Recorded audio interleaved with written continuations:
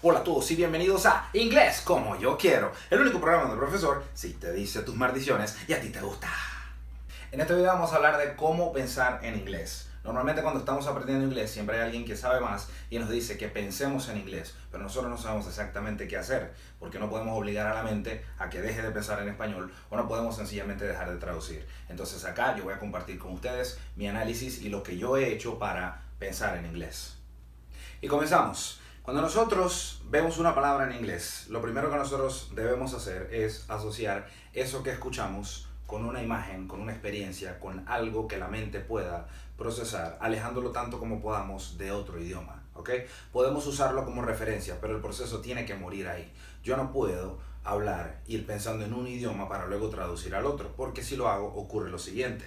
Nosotros tenemos, por ejemplo, encontramos la palabra house, la primera vez que la vemos, y luego que vemos house, nosotros lo asociamos con casa porque ya aprendimos qué es, y luego que sabemos que la palabra house es casa, nuestra mente nos hace imaginar lo que es una casa, ¿ok? El proceso comienza así. Como ven, el proceso es bastante largo. Yo estoy pasando por dos idiomas antes de llegar a la imagen. Luego, si yo quiero decir casa en inglés, primero me la imagino, sé que quiero hablar de una casa.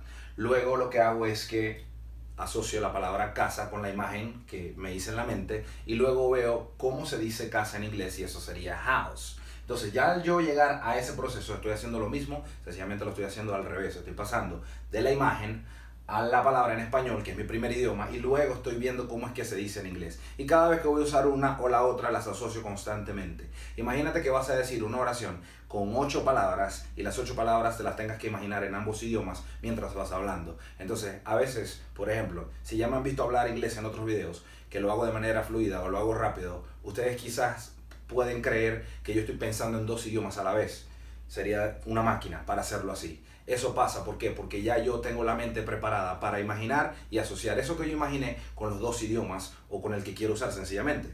Entonces, ¿qué es lo que yo debo hacer? Bueno, ya yo en mi mente tengo la imagen de una casa y eso para mí es una casa. Entonces, una vez que ya yo lo hice en español, lo que tengo que intentar hacer es dejar de asociar casa con house y asociar la imagen de una casa con house y la imagen de una casa que ya sé con casa también. Entonces, cuando yo quiera aprender un tercer idioma, tengo que hacer lo mismo. ¿O por dónde voy a pasar? Voy a pasar por estos 3.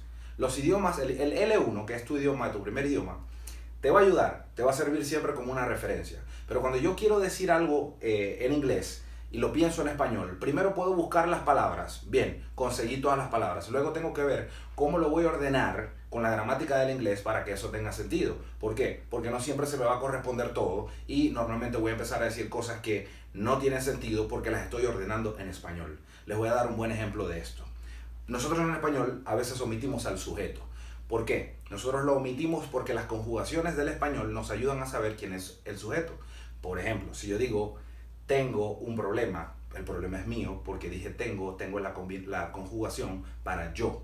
Yo tengo un problema, pero puedo dejar el yo por fuera, omitirlo y decir tengo un problema. Bien, en inglés yo puedo decir have a problem, pero have es la conjugación para I, para you, para we, you y they. Solamente no es la conjugación para he, she, it. Entonces, si yo digo have a problem, ¿quién? I have a problem, you have a problem, we have a problem, they have a problem.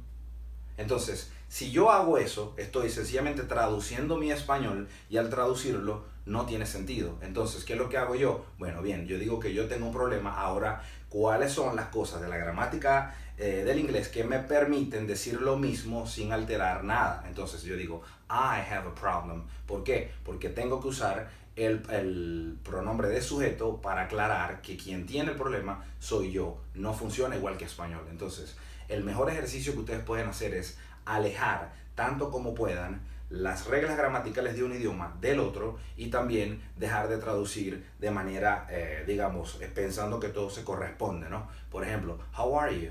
Hay gente que traduce o interpreta how are you como ¿cómo estás tú? Cuando en realidad nosotros decimos ¿cómo estás? Entonces yo tengo que aprender a interpretar y saber que how are you son 3 palabras y cómo estás son 2. Entonces, ¿qué es lo que pasa ahí? Yo no estoy dándole a cada una un equivalente y ordenándolo de la misma manera. Estoy interpretando de manera inteligente y sabiendo que para yo saludar y preguntar a alguien cómo se siente, yo digo, how are you, de la misma manera que digo, ¿Cómo estás tú?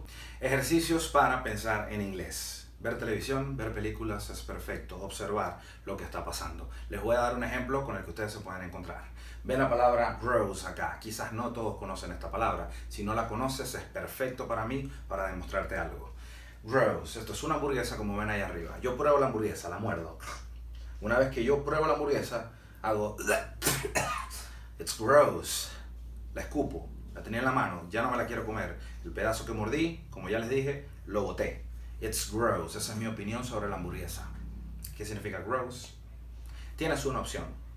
Buscar qué significa gross en el diccionario para saber qué significa la palabra gross en español, o sencillamente entender que mi reacción cuando dije gross es que esto era algo desagradable, asqueroso o como tú quieras, pero no asignarle un término específico, porque también pasa que hay palabras en inglés que tienen múltiples significados, y cuando la gente entiende que hay un nuevo significado de una palabra que ya tuvieron por años entendiendo como una sola cosa y de repente significa dos o tres cosas más, se vuelven locos. Entonces eso pasa porque sencillamente estoy asociando palabra con palabra y estoy dejando de lado las experiencias, estoy dejando de lado lo que mi cerebro está entendiendo y lo que yo estoy procesando. Entonces, gross, tú ves cómo lo interpretas, pero ya yo te dije que si te comes algo, es asqueroso, desagradable y te genera esa reacción, le puedes dar 1000 palabras que se pueden interpretar como gross en español, pero sencillamente asócialo con la experiencia, asóciala con la imagen. Otro tema relacionado a esto es usar o no usar español en el salón de clases. Hay institutos que le prohíben al profesor usar español, hay alumnos que odian que el profesor use español y hay profesores que odian que el alumno use español. El español se puede usar en clase. Yo lo he usado por mucho tiempo, yo le he enseñado inglés a muchas personas usando español, incluso yo enseño español a personas que hablan inglés y les doy la clase en inglés. ¿Por qué? Porque sencillamente me ahorro mucho tiempo y voy al grano con lo que quiero expresar, pero les mantengo claro siempre que las reglas gramaticales son distintas. ¿Por qué en muchos institutos y en muchos lugares no se permite hablar español?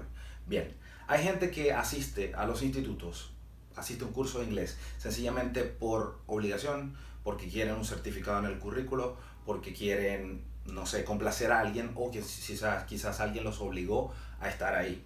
Entonces, lo que ocurre con eso es que si tú tienes un grupo de 20 personas en un salón de clase y las personas cuando tienen que usar inglés para expresarse de cualquier manera, sencillamente acuden al español, mientras más español uses, menos inglés practicas. Entonces, es normal que yo use el español para aprender, pero se obliga a que los alumnos hablen todos inglés para que practiquen, para que tengan la obligación de indagar, de buscar cómo voy a decir lo que yo quiero decir en inglés y no sencillamente pueda recurrir al español y luego ignorar lo que pude haber aprendido en inglés. Entonces, usar el español sí es útil, es bueno, pero responsablemente. Y otra cosa también es, por ejemplo, me ha pasado en muchas ocasiones que explico una clase muy bien, todo el mundo la entiende, no hay ni un solo alumno que no entienda, pero hay uno que quiere saber el equivalente de lo que yo expliqué en español porque no le encuentra forma. Sí lo entiendo, sí lo sé usar, pero no sé cómo decirlo de manera correcta en español. A esos alumnos normalmente yo les dije, no te voy a decir, no hay forma, no todo tiene una traducción, ¿ok? Me ha pasado, lo vas a usar así, esto se usa de esta manera, lo sabes usar, sí, ok, pero eso en español, ¿qué sería? A veces no todo se corresponde, a veces no todo existe en los dos idiomas. Entonces, el español no hay que satanizarlo, tampoco hay que abusar de él. Se puede usar responsablemente en el salón de clase para aprender, pero no para evadir hablar inglés, no para evadir lo que se puede aprender y no para abusar en el tiempo de clase o sencillamente no sacarle provecho al inglés. Otra cosa que les puede ayudar a que su cerebro asocie imágenes y experiencias con las palabras en inglés, dejando de lado el español, que eso lo puedes asociar después, obviamente es quizás inevitable, pero no tiene que ser parte de tu proceso cuando tú vas a hablar, cuando tú vas a comprender. Evita ir a los dos idiomas, vea la palabra que viste en inglés y vea la experiencia o la imagen que encontraste. Si te interesa, busca en Amazon, en eBay, donde puedas, en una librería donde tú puedas llegar, busca un Picture Dictionary. Un Picture Dictionary es un diccionario de imágenes, donde tú, página por página, vas a ver, por ejemplo, una oficina, y la oficina va a tener todas las cosas, un escritorio, va a tener bolígrafos, va a tener un calendario y todo lo que se te pueda ocurrir que esté en una oficina, y cada cosa va a tener el nombre escrito en inglés. Eso te va a ayudar a asociar directamente lo que estás viendo con la palabra en inglés sin necesidad de ir al español. Normalmente hay uno que yo recomiendo muchísimo que se llama The Oxford Picture Dictionary, si no me equivoco. Es un libro negro, bastante útil, bastante extenso, y tiene en realidad casi todo lo que te puedas imaginar en cualquier contexto o lugar, situación. Tiene verbos, tiene sustantivos, tiene 1000 cosas, y vale alrededor de unos $20 en Amazon, ¿ok? Como ya les dije, es el Oxford Picture Dictionary. De todas maneras, yo se lo voy a dejar acá en los subtítulos. Y eso es todo por hoy. Espero que les haya gustado el video, que les sirva de mucho, y espero no dejen de aprender. Un saludo y hasta luego. Chao.